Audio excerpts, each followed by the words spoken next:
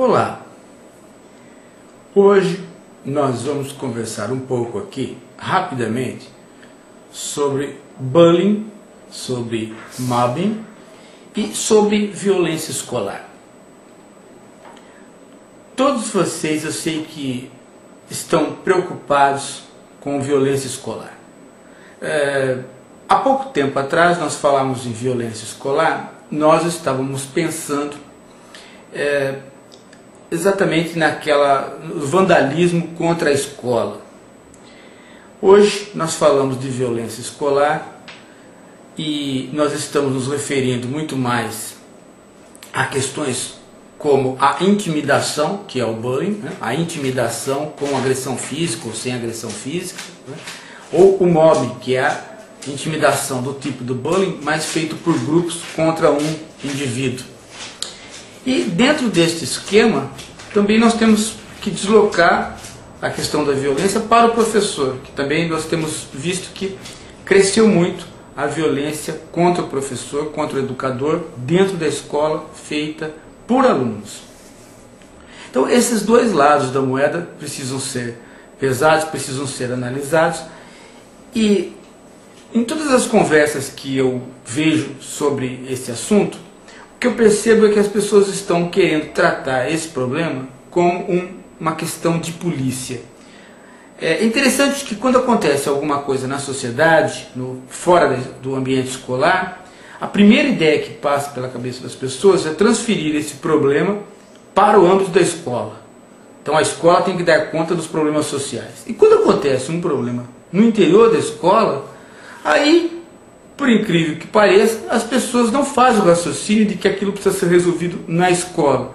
Elas fazem um raciocínio inverso, que aquilo precisa ser resolvido fora da escola, pela justiça, pela polícia. Então, e são as mesmas pessoas falam a mesma coisa, né? Elas não conseguem perceber que 5 minutos antes, elas tinham acabado de pedir que a escola resolvesse lá um problema de educação no trânsito ou de educação sexual, um problema da sociedade. E logo em seguida, quando acontece uma violência no âmbito da escola, elas saem da escola e vão para a sociedade para pedir para a justiça, para a polícia que resolva aquilo que ocorreu internamente. Então vocês percebem que só aí há o quê? Né? Há as tentativas de não se refletir sobre o problema e resolver o problema lançando mão, né, de uma muleta, lançando mão de uma bengala, ou mesmo da busca de um salvador externo ao problema. Ora, a questão da violência escolar, o bullying, ou o mobbing, ou a agressão contra o professor, precisa, antes de ser tomado como um caso de polícia, ou depois de ser tomado como um caso de polícia, né, mas precisa, fundamentalmente, ser tratado como uma questão que é interna à escola, que é alguma coisa que tem a ver com o comportamento das pessoas em grupo, que tem a ver com o comportamento das pessoas em grupo e no ambiente que este grupo se fez, que é a escola. Então, se nós estivermos atentos para isto, nós vamos ver o problema como um problema que não é o problema da repressão. Porque se nós lançamos mão de chame a polícia, vem a repressão, vem a lei, vem a justiça, vem a repressão, né? Mas quando nós deixamos isto para a sociedade, mas no âmbito escolar nós tomamos as providências que temos que tomar, aí não necessariamente vem a lei, vem a repressão, vem o quê? Vem a filosofia, vem a pedagogia. Então, quando vem a filosofia e vem a pedagogia, nós podemos olhar o problema por todos os seus lados, ou pelo menos por todos os seus lados que nos são apresentados. Então, no fenômeno do bullying, ou no fenômeno do mobbing, ou qualquer tipo de intimidação, tem não só o oprimido que é intimidado. Chame a polícia é sempre para salvar o oprimido, ou então para, em algumas situações, criar uma justiça em relação ao oprimido.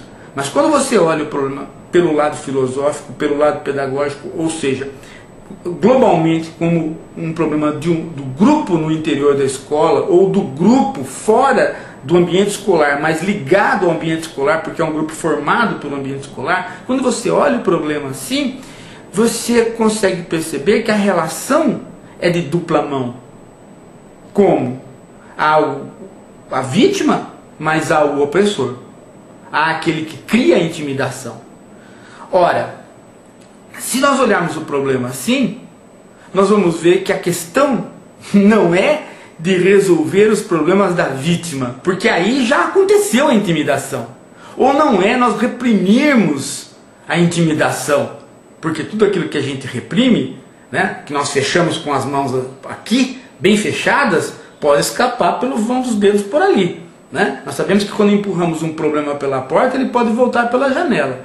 Então, quando nós olhamos assim, nós podemos ver o quê? Que o problema da intimidação é um problema que nós devemos focalizar olhando para o intimidador, para aquele que pratica o bullying, para aquele que pratica o mobbing, para aquele que pratica a intimidação, a violência, ou a violência também contra o professor. Então aí nós chegamos na questão. Como é que este indivíduo, né, entrou para essas práticas? Como é que esse indivíduo está motivado para essas práticas? Ele está motivado para essas práticas porque ele não suporta o diferente. Ora, se ele não suporta o diferente, se ele só suporta aquele que ele pode chamar ele é um de nós, então nós temos que fazer com que ele aumente o círculo do ele é um de nós. Que o ele é um de nós fique tão amplo que todos do grupo entrem para ele é um de nós, de modo que ele não possa, né, agredir mais ninguém. Então, esta é uma questão de redescrição. É uma questão de fazer com que existam histórias, existam pontos comuns, existam relacionamentos que façam com que, mesmo que o diferente seja muito diferente, ainda assim ele é um de nós por um ponto. Ou porque eu gosto de cachorro e ele gosta de cachorro, ou porque nós somos do mesmo time, ou porque nossos pais trabalham nas mesmas coisas, ou porque simplesmente, né, ele é meu colega de escola, ele é um de nós da escola. Nesta hora há também a questão da canalização das energias. Então, se você conseguir canalizar as energias e associar a canalização das energias, que se faz muito com o esporte, que se faz muito com o teatro, para, né, esta canalização das energias, através disso, isso puder se aliar aos projetos de redescrição, você então tem aí o pacote pronto para oferecer para aquele que pratica, o bullying, para aquele que pratica o mobbing, para o praticante da intimidação. Ele é o ponto. Ele é o ponto de chegada de qualquer ação socioeducativa ou pedagógica.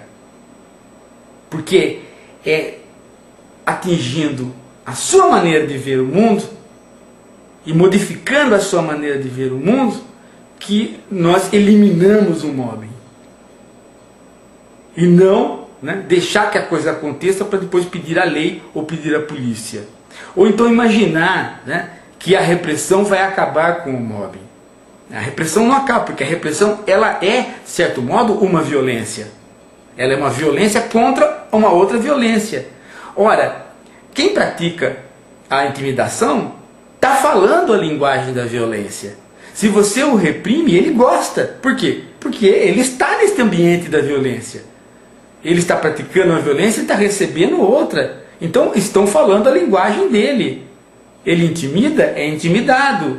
Ele pune, ele é punido. Estão falando a linguagem que ele gosta.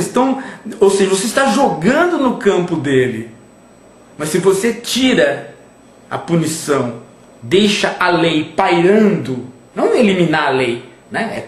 A intimidação é crime, mas se você deixa a lei pairando a situação e volta os olhos para o intimidador e não só para o intimidado, aí você tem a busca da canalização da energia pelo teatro, pelo esporte, e neste âmbito, não é, a conversa, as histórias, as narrativas que podem mostrar para este intimidador que aquele que ele intimida não é tão diferente quanto ele. Ele faz parte de um de nós, em algum tipo de grupo.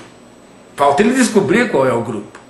Falta ele descobrir se é o grupo do teatro, se é o grupo do basquete, se é o grupo dos que gostam de cachorro, se é simplesmente o grupo daqueles que estão nesta escola que nós gostamos de estar. Quando os educadores seguirem esta sugestão dos filósofos, talvez nós possamos dar um passo a mais para diminuir muito fenômenos como o bullying, fenômenos como o mobbing e até mesmo, de certo modo, né, atingir aí, né, a questão da violência contra o professor. É isso. Obrigado.